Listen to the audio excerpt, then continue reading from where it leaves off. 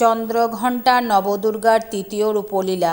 এই রূপটি মাতা পার্বতী বিবাহের কনের সাজে সজ্জিত রূপ। শিব পার্বতীর বিবাহ বাসরে হঠাৎ তারকাসুর তার সঙ্গী সাথীদের নিয়ে লণ্ডভণ্ড করতে উপস্থিত হয়, কারণ তারকাসুর জানত শিব শক্তির মিলনে যে শক্তি রূপ পাবে সেটাই হবে তার মৃত্যুবাণ। শিব পার্বতীর বিবাহ সম্পূর্ণ হোক তারকাসুর চায়নি। অবস্থায় মাতা পার্বতী বৃহৎ আকার ধারণ করেন, যার কপালে অর্ধচন্দ্র, মাথায় মুকুট, হাতে বৃহৎ ঘণ্টা। এই ঘণ্টা বাজানোর সঙ্গে সঙ্গে তারকাসুরের সঙ্গী অশুভ শক্তির বিনাশ হতে থাকে। তারকাসুর মাতা চন্দ্রঘণ্টার ভয়ে গিরিরাজের সিংহদ্বার হইতে পলায়ন করে। ঘণ্টা দেবীর বাহন বাঘ।